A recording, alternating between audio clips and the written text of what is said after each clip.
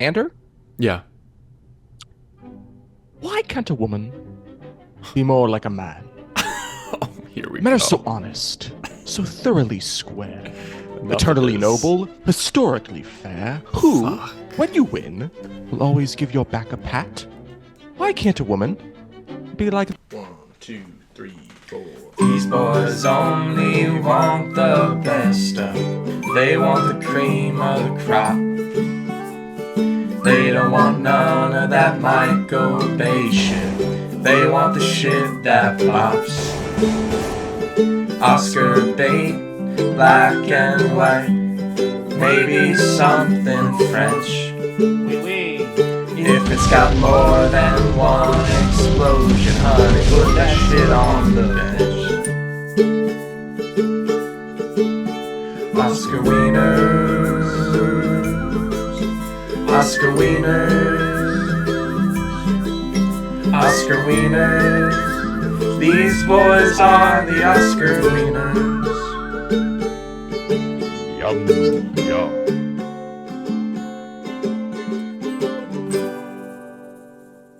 Oscar Wieners. Welcome to Oscar Wieners, Yes. the only show on the internet where Hollywood's biggest night is a fair lady. Oh!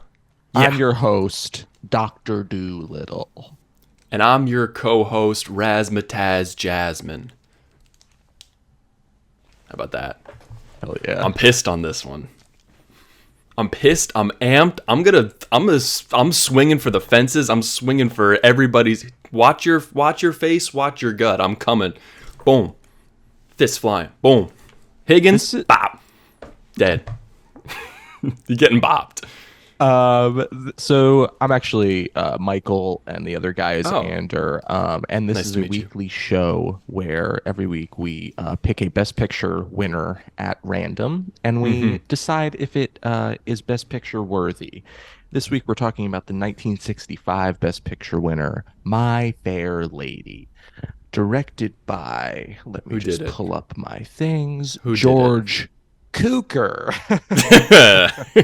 Um, God, he must have gotten picked on, huh? Yeah, or George Cucker, which is worse. I'd say Um, better. uh, this movie stars Audrey Hepburn as Eliza Doolittle, Slay. Rex Harrison as Professor Henry Higgins, Higgins. Stanley Holloway as Alfred Doolittle, Eliza's father. That whole subplot we have to get into. Um, Let's skip it.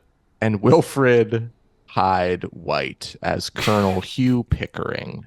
Those are kind of the main, I would That say, is four cast members. That's one of the Um, oldest names I've ever heard. What was it? Wilford? He's got Wilford and Hugh on well, deck. he's British. Wilfred Hyde White. Okay. That's Um, crazy you're walking around with that name. Even George and Cookering is like, damn. George Cukor, you mean, or What? Cucker? Yeah, George Cucker's like, damn, that's a crazy name, man. George Cuxerblanca. Um, so My Fair Lady is a funny little thing about it's based on a musical. I mean, it is a musical, but it's based on like a stage production, um, in which a just a simple flower, a simple poor flower girl named Eliza Doolittle is Don't say simple. is huh? Don't say simple. She's got a lot going on, okay? For you to Yeah, I reduce guess her. simple's kind of rude. I don't mean simple. She's Cut this out. I'm gonna absolutely no. canceled for saying simple. No, No. I just mean she's on the lower rung of society. People don't pay her a second glance. She's bare bones. She's got the essentials. She has a very heavy Cockney accent. Don't quote me on that, but Can it's like, alright, can, mate. yeah, Top of the fucking morning, mate. yeah, exactly. She Yeah. sounds like fucking Ray Winstone. She sounds like Adele. Oh my God, she does. That's Adele sounds crazy for how beautiful her voice is, and I kind of love. I love That's that. I love that dissonance. I and love where that it's is like enough out of you, I think. That is about enough out of you. That is a cold take if I ever heard one. You just belittled Adele on this show. I said her voice was beautiful. You said you said she was a 2-bit dumpster hobo from London, That's the slander. I streets of did not London. say That's that. what you said. Run the tape back. I heard you say it. All And I right. won't So have my it. my fair lady is about Eliza Doolittle, who's a stinky little poor. I can't say nice things today. Um, she's a poor flower girl, and she speaks bad English, and she's kind of coerced, or or I don't know. This guy Higgins who studies. He's like part of like polite British society, upper class polite British society. He's like, I bet I could teach you to speak proper English and turn you into like a you know a pillar in the polite society community, somebody Yeah. anybody would want. He's a Um, linguist. He teaches and yes, studies yes, linguistics. yes. And the movie is basically about him teaching her proper English. And Proper. there's songs along the way, there's romance along the way, there's homoerotic tension along the way. Believe it or not, there is. Um, As soon as the first song kicked off, I was like, I'm gonna you don't like musicals. I'll go into it off the top. I don't like musicals, generally speaking. Um, something could defy the that opinion, but Is the I've yet to see only it. is the only musical you've seen the Broadway Melody? No, I've seen War Horse. That's Seen that okay. on Broadway. So for what Oh, it's is that a worth, musical on Broadway? I don't remember if it is. I think it is. All I remember is going to see that play, and then they bring out like the big wooden horse. But when it was a baby, it's like a little wooden horse, and you could see the guys puppeteering it, and I was cracking up in this theater because it was the weirdest thing. They were just I these guys in like all black morph suits, basically just puppeteering this wooden horse, and they was talking to people. But it was cool. Plays and musicals are like kind of inherently silly. Even though I love them, the fact that it's like there's stuff like that happening on a Yeah, stage and you're supposed to act like it isn't happening and you're supposed to like believe in the art of yeah, like you're supposed to believe that it's like a real horse or not even supposed to believe, but you're just supposed to suspend disbelief and act like you're not seeing the strings is yes. ridiculous. I find myself unfortunately incapable of doing that. I understand the appeal of Broadway, but to me, it kind of amounts to a lot of time, talent, and effort that doesn't really go anywhere in my mind, which is a terrible take because I know, You're coming at me for Adele. You basically just completely roasted all of staged you productions. know what? I just can't. I There are a lot of talented people who do these stage productions. Don't make it into a movie. Why are we doing that? I feel like it's not the right format. Like if I'm going to a play, I'm inherently expecting people to be addressing me and the audience as a whole. But if I'm watching a movie at home, I can't get over that fact. Like I can't the hammy dialogue where they're speaking to a crowd and not to each other. It bugs me and I feel like it derails from the overall story. In a production, you mean like a stage production In a or in in a a movie? in a stage production, at least I expect those things. Right. But in a movie, I don't. Like I'm just wanting to see a movie for the sake of the story, the characters, the dialogue, and I feel like a lot of that is derailed by the music. The only saving grace, in my opinion, is if the music absolutely bangs. But in My Fair Lady's case, I don't think it did.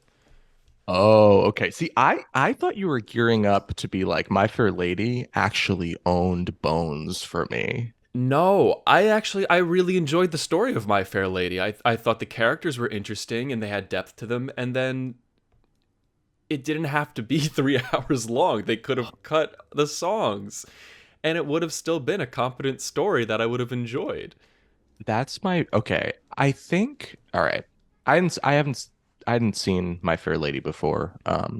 I don't even know if I've seen an Audrey Hepburn movie before this I've one. never seen her move. I've only seen Yeah, like a picture of her at Breakfast at Tiffany's. yeah, same. Um, She was great. She was enchanting. yeah, I mean, she's like one of the most like you kind of get why people are like a little bit obsessed with her. You're like, yeah, I could like literally watch her all day. She's just like a little bit of a firecracker. Yeah. My biggest problem with My Fair Lady was how fucking long it is. Yeah. I really struggled getting through it, even though I wasn't really bored by it and I wasn't having a bad time watching it. It might have Yeah. been my mood, like maybe I was just tired from like the working grind. Oh, shout out, Um, brother. Speaking to but the choir. I mean, yeah, full disclosure, I actually was really tired, and I was like, God, every time I'd play it, I would like play it again. I was like, oh my God, my Fair Lady, we're still doing it. Um, It's still power. It's still going. Oh my God, when it hit the intermission portion, I was like, no, there's another half to this film. and it happened when I was in the middle of making an a la vodka sauce. So how's that for fair? So I feel like your method of watching movies is very chaotic. Like I wanna view into how you watch things because you kind of it's almost like you treat it like a podcast. Like you just kind of got it going. I'm making a Well, vodka it sauce. depends. It depends on the movie, because like I've only done that with two. I've only done that with the Broadway Melody, and I've done it with this Broadway So Melody. I had to do other stuff while I was watching it because I was like, it would just be 15-minute takes of people saying the same thing over and over again. This movie was a little bit more dynamic. There was like mhm, the staging was really like cool. It felt very sweeping. The performances are all fun. The interactions yeah. are all fun. Um, Do you know like 15, 20 minutes in where you're like, yeah, this is a this is a pasta film. I'm gonna pasta it up today. Like when do you know no, that you're so kind of gonna the movies sidecar it? the movie's 3 hours long. Yeah. It took me 8 hours to watch because I kept You stopping made it. I it couldn't so look at much longer though. I couldn't just rip off the band-aid and commit to it. I had to keep pausing. I was like, oh my God, I'd have to do something else. I think maybe I should be diagnosed for some kind of thing.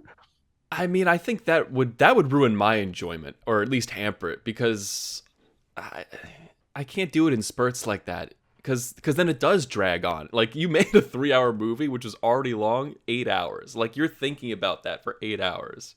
You should have seen me when I was in college. I'm like, oh, I'll write the paper tomorrow. Oh well, Oh, that's everybody. You're not special for that, dude. I just want to be quirky to you. You are. You're a Is that quirky so little. much to You're a ask? quirky little munchkin man to me. That's the nicest thing anyone's ever said about me or to me. Really interesting. Okay. So yeah, that was my watching experience, and mostly I Okay. had a hard time with it, even though it's like a totally enjoyable movie. I will say I'll get into it later. Let's talk about the Okay. performances. Audrey The so Hepburn, now there are two types of performances. Do you mean like the acting or the singing? Because they're basically Audrey Hepburn's character Eliza is basically two actresses.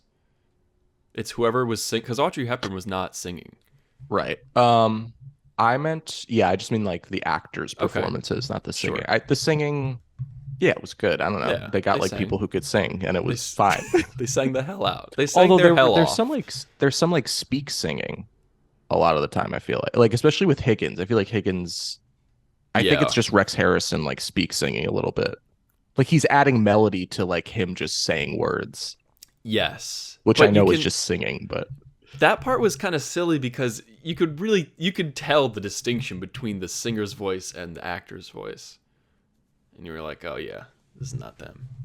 That ain't yeah. all you, sis." I was like, is because I know nothing about Audrey Hepburn. I just know that the people love her. I was like, is she British? Like, where is she from? And she's British, and I was like, she's British, and her British accent sucks. But no, her performance is actually I can't by like the middle or end of the movie, I was like, no, this performance is really good. And basically in the front half of the movie where she's like learning to speak proper English, You didn't think her accent was authentic? Is that what it was? the Cockney thing, Oh, the Cockney part. Yeah. she But just she sounds is like a she British? caricature of a British person. I know people probably sound like that. It just like struck me as like a little bit silly, but I think she's Oh, well, it playing is a it up. caricature, certainly. Yeah. I think she's playing it up so that her transition into like speaking proper English is that much more effective, Right. which I think Which is and it actually works. a clever performance. Hmm. Like playing both of those is actually so she's great. That's all I have to She's say. great. Yeah. Audrey Hepburn's great in this movie. Yeah. Her transition, so she's taken under the wing of Higgins, who's this linguist and is like going to teach her how to quote unquote speak proper English. And she just kind of like he locks her in a room, she learns it, and then she comes out. He doesn't really teach her that much, but and then she just like it's there's no transition. It's just like she speaks, in the beginning she speaks with this thick Cockney accent, and then she just transitions into quote unquote flawless English, like at the drop of a hat. There's no like transition period. It's just like now I speak like the Queen. Yeah, I thought that yeah, was unusual. there's that. I agree. It's sort of like basically Higgins, the way he teaches her is like just keep saying these words over and over again until you say them good. And like Bad there's that teaching. there's that musical number, The Rain in Spain, Yeah. where like basically there's that transition and like she discovers that she two things happen in that number. She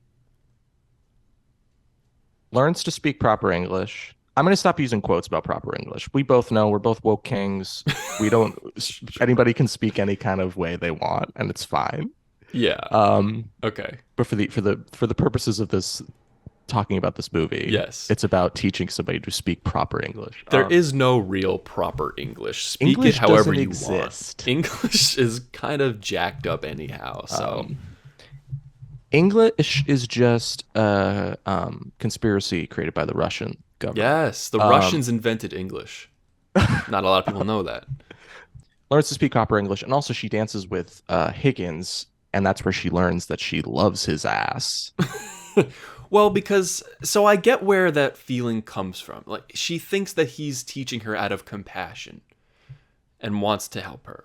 Which is crazy. Which is kind of crazy, yeah. Because at no point in the begin, like, there's a lot of time where he's pretty much a full-on ass to her, and then like 5 minutes of him being like showing some sort of compassion. She's like, oh, maybe he's kind of in love with me, and I think I might like him back.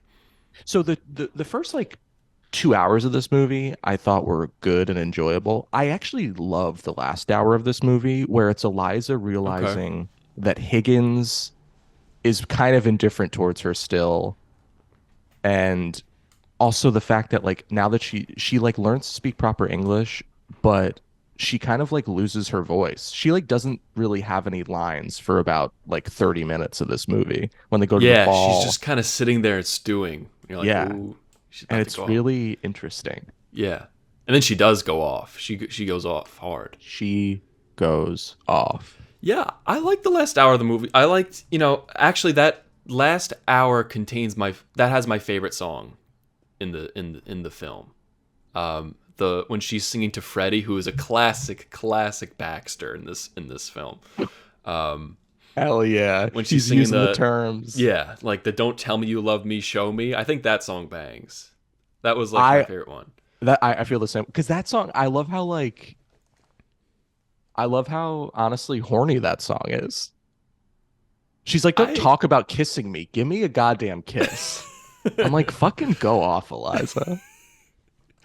yeah, she was like, you know what? Don't tell me you love me, show me. Like that was Yeah. cool. Um, yeah, I think that's my favorite number in the movie too. Yeah. That's that scene. See, and why I love the last hour too. So there's that whole number. Um, then like Eliza going back to her old like neighborhood and nobody recognizing her. I'm like, this is a movie.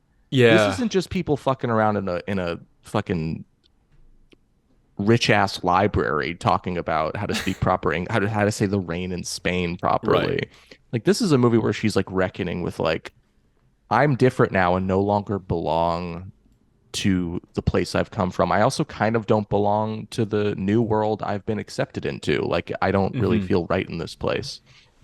Um, Yeah, I and I like think exploring that dynamic. that's really interesting. Like I couldn't tell, maybe I'm just stupid, but I couldn't tell if they like if Higgins was in love with Eliza also, or if he like literally just missed her being around and wanted to like be friends with her. Like, I believe that he's in love with her, okay, but he still has this superiority complex over her, where he's like, I love you, but I'm also better than you. And that really right. bothers me.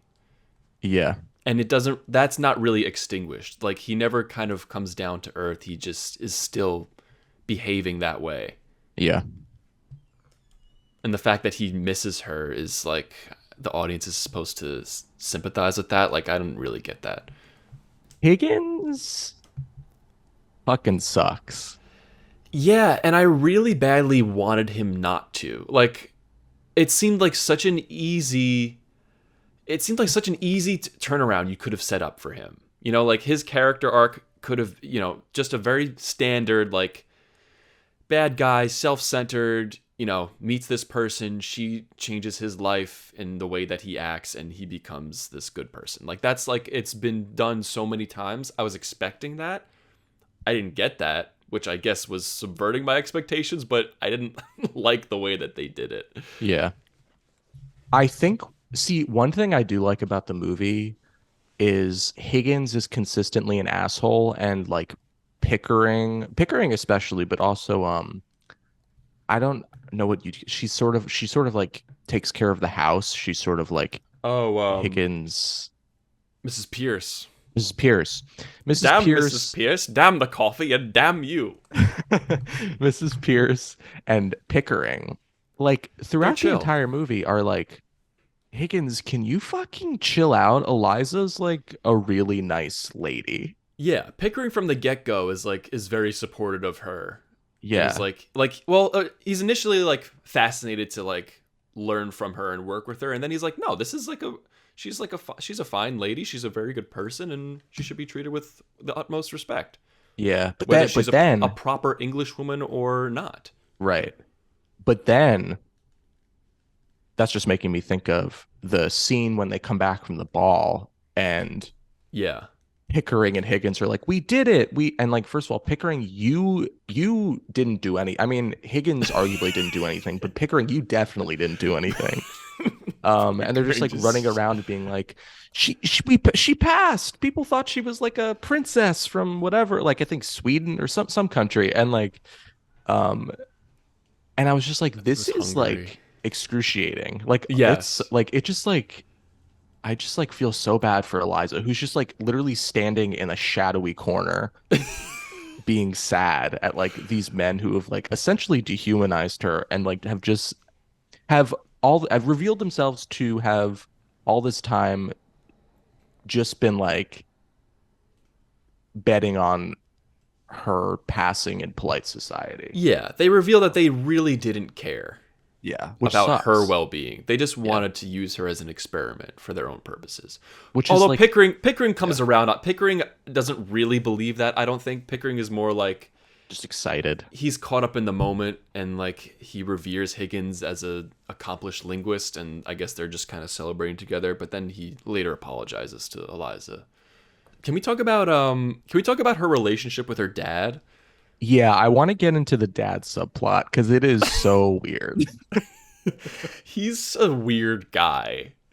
And it doesn't and that subplot is so, I feel like, really poorly written. It just comes to the weirdest conclusion where he gets married and then but their relationship is not existent at the end. He's like, on the same socioeconomic rung of the ladder as Eliza. He's like poor, working class, I guess you'd call him, except he has a whole song where he says him and his boys go around and sing about how they don't want to work, which I'm like, fucking go off.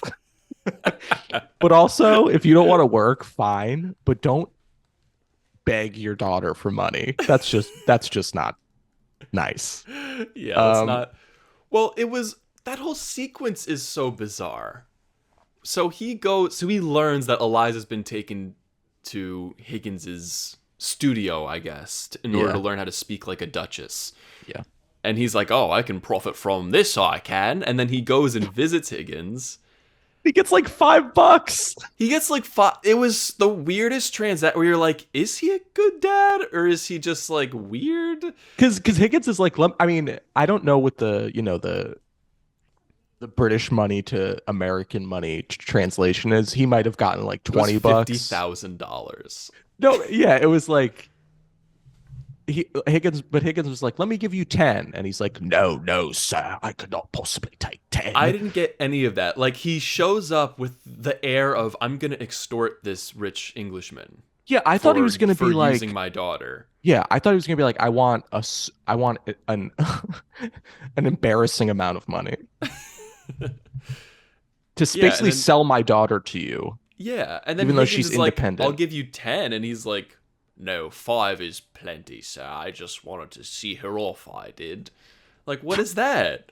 I didn't get And that. then I also didn't really get it. And then like 2 hours later, when Eliza goes back to her old neighborhood, Yeah. because He's- Higgins, and it's like a small comment that I didn't think would like eventually like pay off.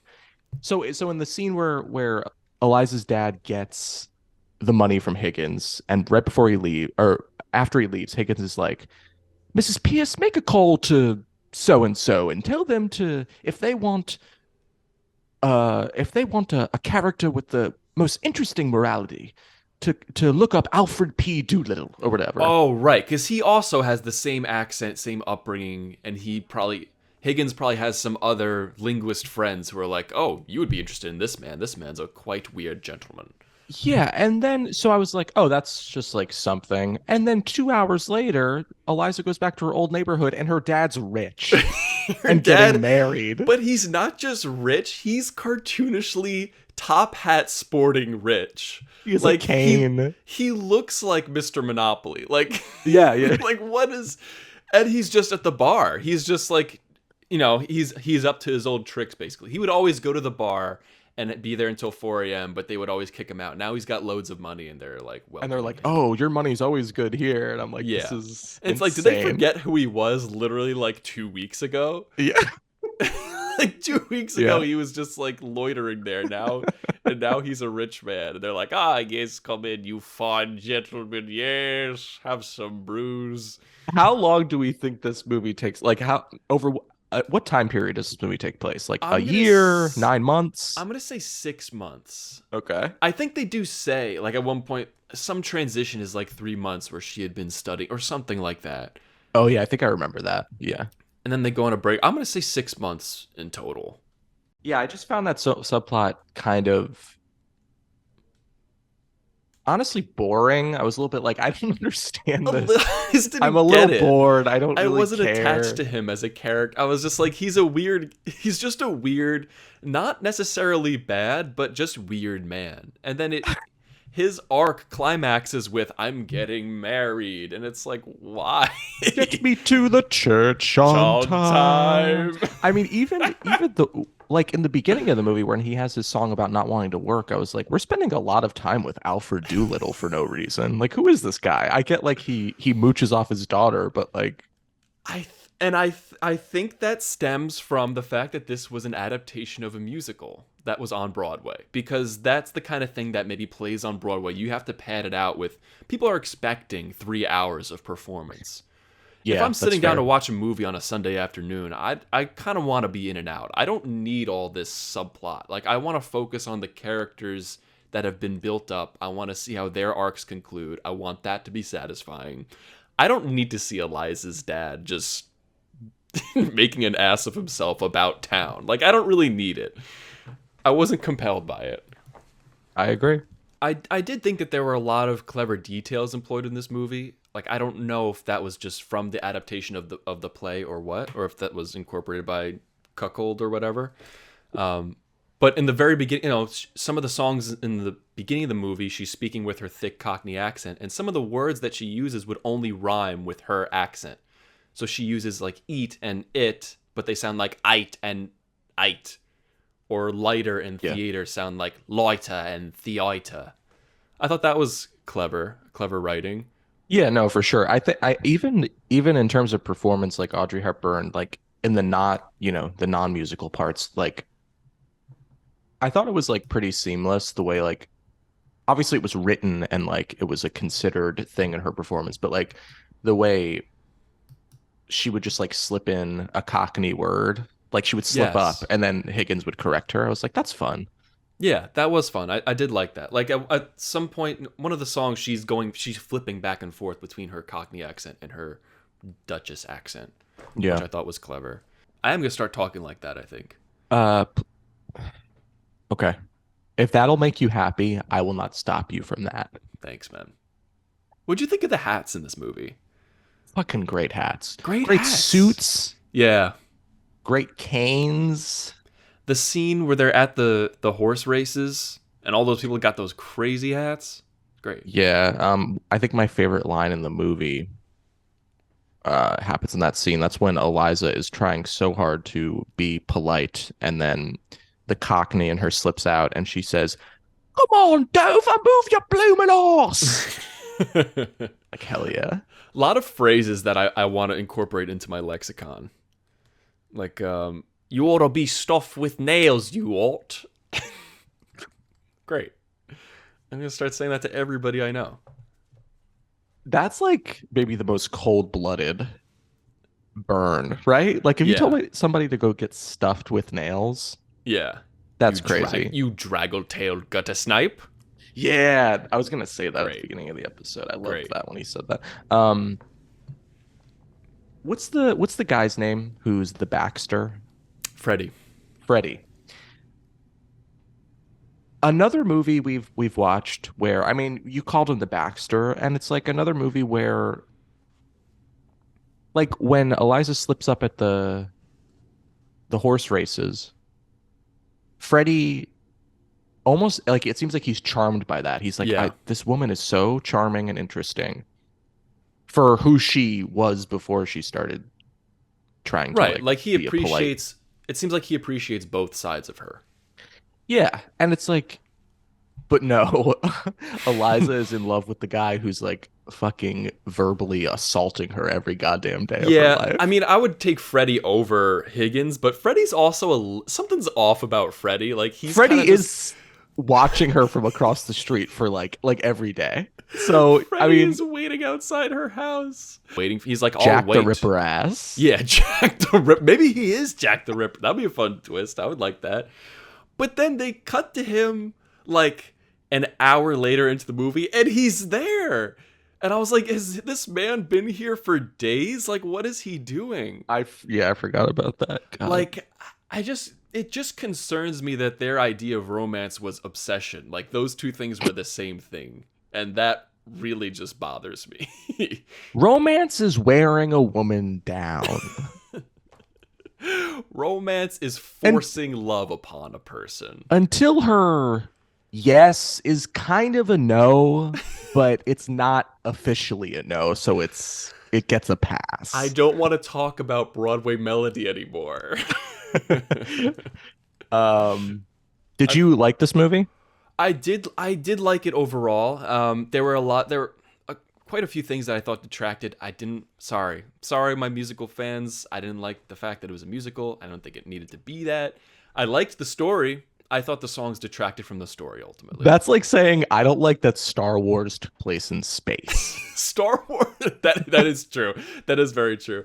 Star Wars would have been better if it was on how about Set in Antarctica? Modesto, California. I've been saying this about Star Wars. It would have been better in Encino, on like a set somewhere. So it'd be more down to earth, literally and figuratively. Yeah.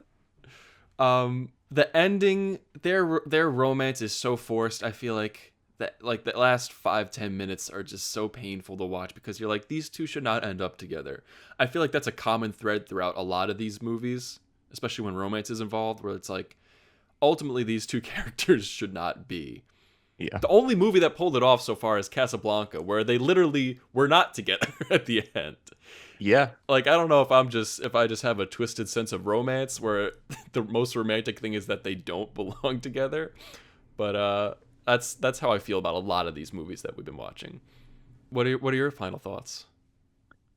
I like this movie. See, I really appreciate you giving me notes on my watching habits and patterns. It's a little bit discerning. I'm gonna reflect on that in the future and maybe Disgusting. not watch the movies we cover on this show while making a vodka Look, do what you sauce. need to do. I'm not gonna. Your process is your process. I just think for me that would be a jarring way. It's like if I'm listening to an album or anything I'm doing. If I'm like doing it where I'm not totally locked in, I end up not liking it as much. Yeah, I'm gonna reflect on that and probably not change anything because I'm a human being and change is tough. Change is tough, Uh, yeah. but I'm definitely gonna think about it for a day or so. You Um, are transformed because of that. I'm sort of an Optimus Prime You're a little, today. yeah, you're enlightened for Um, certain. yeah, so I like this movie. I really struggled though on whether on how many stars to give it. I know that like doesn't Don't worry about necessarily that. matter. Don't No, worry about it. because I was like, do I like this movie? This is going to drive you crazy, but I'm like, do I like this movie a little bit more or a little bit less than The Greatest Show on Earth? Yeah, I mean, here's the thing. Like, I think you're doing the same thing, but I've been trying to keep like a running ranking of the films that we've watched. Yeah. And it's become kind of an annoying exercise because I'm like, this movie's not better than this one. It's just different. Like, I feel like they're in the same. I feel like I would put this in the same category in terms of like as much as I like it.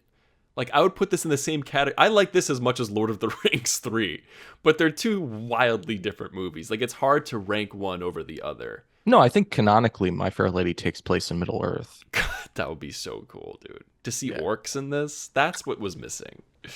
I love how your comments now are basically making our podcast a moot point. Oh yeah, I mean, I don't know if I said this from the rip, but yeah, this whole podcast is a moot point.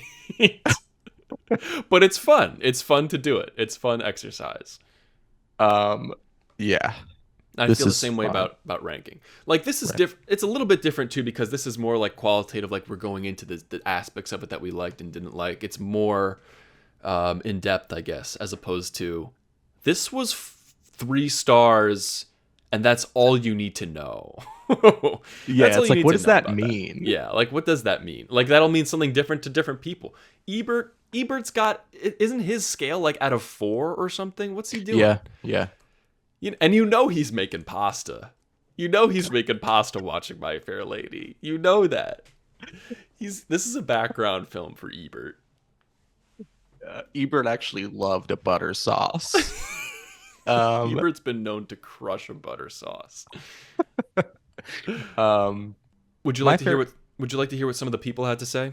Well, let me talk about the winners first, Oh, right. my Yes. friend. Yes, This yes, is yes. kind of a crazy. It. See, I don't want to like set it up that way, but when you let me just say it. Let me just say them. I'll just say them. Do it. So the Best Picture nominees for 1965, it's 5 of them. My Fair Lady obviously won. The others are Beckett. Question marks. Don't know what the fuck that is. Maybe Shout out to it's Beckett. is it a Congrats movie on about getting Samuel nominated. Beckett? I have no idea. Another nominee. This should have won. It's crazy to me that this didn't win, but also Stanley Kubrick was completely disrespected by the Academy his entire life. So Really? Doctor Strangelove or How I Learned to Stop Worrying and Love the Bomb, one of like the best movies ever Oh, made, was nominated for Best Picture, and it I lost to haven't seen My it. Fair Lady. I can't speak on it. But in terms of reputation, I've definitely heard of Doctor Strangelove as like one of those anointed films. Let But me sell it to you. yeah, please. My only selling point. It's gonna sell to you immediately. Okay. It's like a tight 94 minutes. In. So Doctor Strangelove is nominated. The other 2 Best Picture nominees are Mary Poppins, Really? a I've seen movie Mary I don't Poppins think as a I've ever child. seen. I've seen it as a youth. And the last movie is Zorba the Greek. Your people. Shout out. Don't know what it is. I don't know what the movie is, but I do know that there's a Greek restaurant in our neighborhood that's called Zorba the Greek. That's what I thought, right? I thought it Yeah, sounded familiar. Yeah. yeah. Is I that guess place based is on that that place movie. right across from is it right next to the Dunkin' Donuts? I don't Don't geolocate us right now. I'm trying to keep it. It's right by the train tracks. I don't think so. No, Okay, I'm probably thinking of something it's else. I'm probably thinking of the other place. We'll talk about it off. I know what Whatever. you're thinking of. I'll tell you the name of it. I'm not gonna cite it just in case Yeah. we get doxxed for it. But I know you got a gift card for it, I remember, for I that do. How place. do you remember that? Because I don't know. I, Sometimes you w- just lock shit in your memory. I went on one of the first dates I ever went on. I went to this unnamed Greek restaurant, and I And I used got and I got fucking baklava. Is that Greek? it is Greek. I didn't Hell get, yeah. but I got lamb chops, which were very good. But I That's did use a sick. gift card, and I was later told that that was not up to par. Not by the Didn't let person you who I use it? took. I used it. Not, but I was told that by my relatives that you should not have done that. And I was like, well, then when am I gonna use the gift card? Yeah, I feel like a Greek restaurant, that's like a date place. You're not just like, oh, let me pop by the Greek restaurant by myself on a Thursday night. Although maybe not. That sounds pretty good actually. Maybe I'll get canceled for that. I don't mean to say that Greek food is only for specific nights of the week or You're not. whatever. You're fine. You're gonna get canceled for saying baklava was. Is that how you say it? Do I say Yeah, baklava's a dessert though. Like you don't just get. I guess you can just get baklava, but it? anyway. One baklava. I'll take a baklava, hot and ready, please. Make it Is it hot? steamy. What is it? It's not really. It's like a syrupy honey pastry. God, that sounds good. I don't love it. It's okay. What do you love? Nothing. My heart is a black hole. What did the people say? Um, My fair lady, more like my fair turd. I couldn't find. I was trying to find some puns. No puns on this. I think this is the first time where there was no one was coming at. I mean, my Let me come up unfair with one. lady is out there. Okay, go ahead. My fair lady, more like I don't care, lady. What about my fair lazy? Come on. That's why Good. they pay me the big bucks. That's why they pay me the big bucks. Okay, this one is in all caps. Um, Audrey as all. Well, this part's not. The first sentence is not. Audrey, as always, is a remarkable goddess and a great actress. Go off. But I've never been so damn mad at a movie. Henry is fucking annoying and rude. He treated her like trash. He's a fucking sexist gay man who literally sang a song about it. He should have ended up with his friend, and Audrey should have married Freddie, who truly loved her. He's gay. Why did they end up together? I'm so mad. Yeah. Is Higgins a gay man in this? Yeah, he is. Fuck it. Wow. Okay. He's All gay. right. Pickering's gay. They like spending all their time together and they want to kiss. They respect each other so much that they want to kiss about it and they're too afraid to say it because it's 1910 or whatever. If men want to kiss, that's fine. That's our official stance. If men want to kiss, frankly, I want to see it. How about that? Put it on the screen for my eyes. I'll give you 12.50 for that. I'll see it. That's a Um, people act like gay romances in movies are not like legitimate. I think there's still kind of that overall consensus. Right? I Like otherwise we would see it, we would have seen it more. Like I think so many people are like, "Oh, I can't get behind this romance because I'm straight and this is a gay romance." Like that's so strange to me. that is strange. That is strange. I don't know if that's the reason why we haven't like I think it has to do with like queer people not necessarily being allowed to make those movies and stuff because Right. Hollywood's like, ew, gay. Well, that's basically what I said. Is it? Kind Maybe I'm of. just misunderstanding. this is just a hypothesis, but I think the common viewer is not quite inclined to relate, or like won't allow themselves to relate to a story about gay romance if they're not Right. gay. Right. Yeah, yeah. And if like people aren't watching it, then like Hollywood is like, well, we're not going to make it if people don't want to see it or Right. whatever. Yeah, yeah. I think that's right. Yeah. Yeah, I see what you mean. I mean, the good move from Hollywood would just be to make it anyway, and then people eventually wouldn't care because they'd be like, "Oh, I like this movie or this movie, and it has two gay characters that fall in love." Yeah, I feel like gay romances in movies and TV, it feels like when they're made, it's for like a niche gay audience instead of being like, this is a movie that everybody will see. This is like Titanic, but between like two men or two women. Yeah, like why can't we see that? Yeah. I guess Hollywood thinks we won't go buy tickets. I'll buy 2 tickets.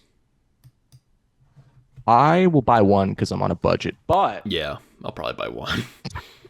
These tickets are expensive uh, nowadays. I really like how we ended this. I like that we're both woke, and I think we should. I look. I don't. I think we should pat ourselves on the back for that. I think I should kind of get an Oscar for that. For common I dare to sense. say men should kiss, and I think I'm kind of president for that.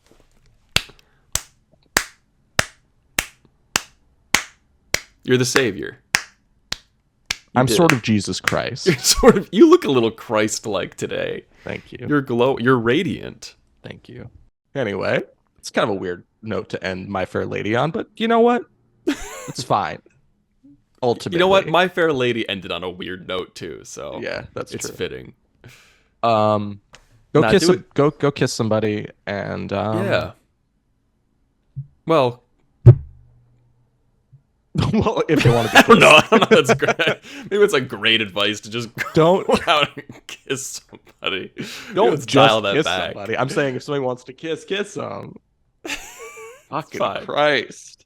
I'm just saying. You libs are out of control, I swear to I'm God. saying it's bad advice. Just say go around. I think it's kissing good. Folks. Kiss if it's cool. Kiss if it's cool. There you go. 1, 2, 3, 4. These boys only want the best stuff. They want the cream of the crop. They don't want none of that Michael Bay shit. They want the shit that bops. Oscar bait, black and white. Maybe something French. If it's got more than one explosion, honey, put that shit on the bench. Oscar Wieners. Oscar Wieners. Oscar Wieners. These boys are the Oscar Wieners.